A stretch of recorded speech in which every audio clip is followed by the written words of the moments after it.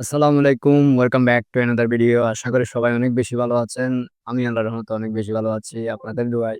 তো আজকে আমরা জানবো ট্রেডিং করতে আসলে কত টাকার প্রয়োজন বা কত টাকা লাগতে পারে। অ্যাকর্ডিং টু ট্রেডিং শিখার জন্য স্পেসিফিক ভাবে কোনো লিমিট নাই যে কত টাকার প্রয়োজন।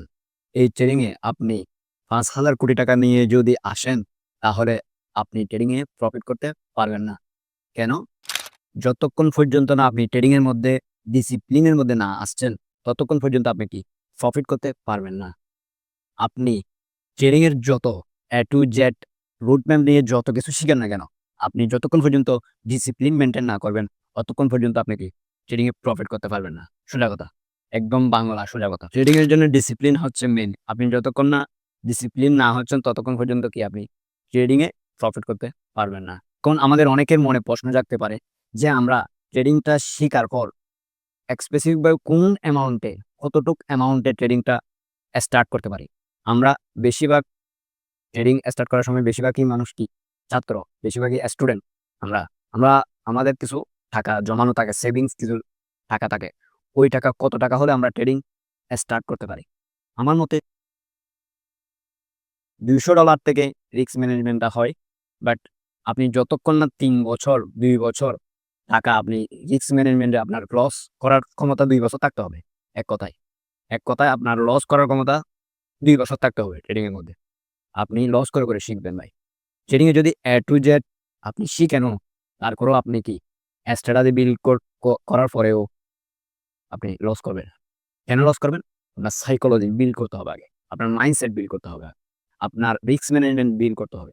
এটা যদি কেউ আপনাকে A to Z গাইডলাইন বা ধরায় শিখাই দেয় কোর্সে, এটা তো সহজ বা ১-১.৫ বছর ৬ মাসের মধ্যে এগুলা কি হয়ে যায়। বাট আপনি যদি A to Z শিখার পর যদি ট্রেডিং স্টার্ট করতে চান, তাহলে $২০০ $৩০০ কি রিস্ক ম্যানেজমেন্টটা একটু ভালোভাবে হয়। একটু টাকাটা প্রফিট করলে টাকাটা একটু একদিনের ইনকামের মতো হয়।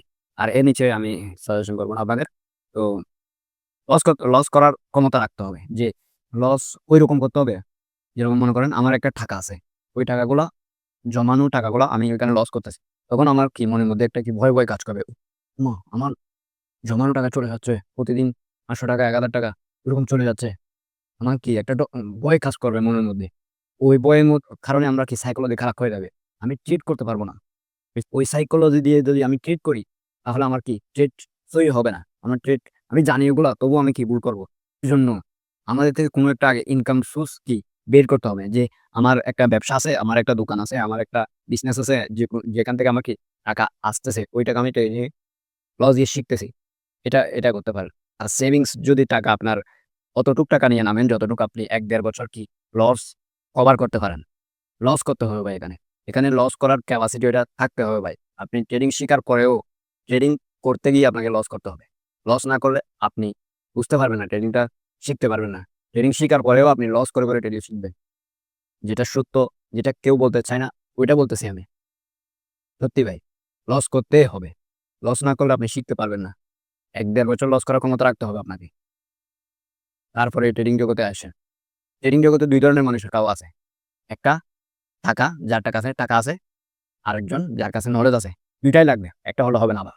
আপনার কাছে টাকা আছে, নলেজ নাই, তাহলে আপনি টাকা ২ নিয়ে শেষ করে ফেলবেন। আবার আপনার কাছে নলেজ আছে, টাকা নাই, তাহলে আপনি প্রফিটেবল হতে ক্যারিয়ার করতে অনেক দেরি হয়ে যাবে।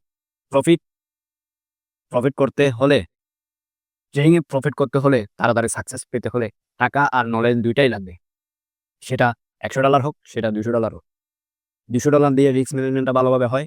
আমার অনুযায়ী একদিনের মানুষের যেকোনো একদিনের বেতন হয় $২০০-৩০০ এর ম্যানেজমেন্ট ওইটা দিয়ে একটা ২-৩ টা ট্রেড করলে দিনে। তো আপনি চেষ্টা করবেন $২০০-৩০০ এর নিচে নিয়ে না নামতে।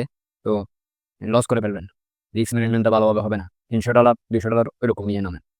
আমার অনুযায়ী আর ১-১.৫ বছর লস করার ক্যাপাসিটিটা রাখতে হবে। লস করে শিখতে হবে। কারণ অনেকে বলতেছে, "ভাই অ্যাকাউন্ট কিভাবে করব? অ্যাকাউন্ট কিভাবে করব? কিভাবে ডিপোজিট করব?" ভাই আগে ভালোভাবে শিখেন ভাই। হাত জোর করে বলতেছি ভাই, আগে ভালোভাবে শিখেন। নাহলে ভাই বেশি লস করবেন ভাই। শিখার পর এখানে লস করে মানুষ। বুঝতেছেন? স্ট্র্যাটেজি বিল নাই। আপনার সাইকোলজি ঠিক নাই। আপনার রিস্ক ম্যানেজমেন্ট ঠিক নাই। ভালো মানুষ তো এখানে লস করে ভাই। আপনার আমরা এত কিছু শিখার পরেও ১০ টা ট্রেড করলে ৪-৫ টা ট্রেড লস হয়।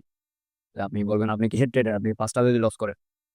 আমি 1:3 আমার রিস্ক টু রিওয়ার্ড রেও 1:3 আমি রিস্ক টু রিওয়ার্ডে বেঁচে থাকে। ট্রেডাররা কোথায় বেঁচে থাকে? ট্রেডাররা দিন শেষে বেঁচে থাকে তারা রিস্ক টু রিওয়ার্ডে।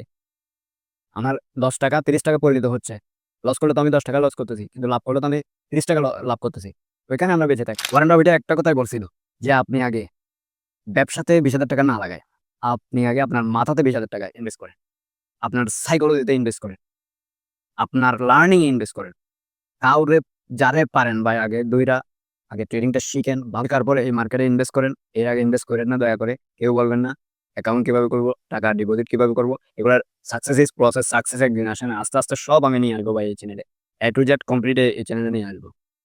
সাকসেস ইস প্রসেস, সাকসেস একদিন আসে না। সাকসেস রাতারাতি আসে না। ডে বাই ডে সবকিছু আস্তে, আস্তে হয়। ডে বাই ডে আমি সবকিছু নিয়ে আসবো। আপনারা শুধু দোয়া করবেন আমার জন্য। আমি আপনাদের জন্য দোয়া করি। আল্লাহ যেন সুস্থ রাখে সবাইকে। দোয়া করবেন এটাই কামনা করি। আসসালামু আলাইকুম।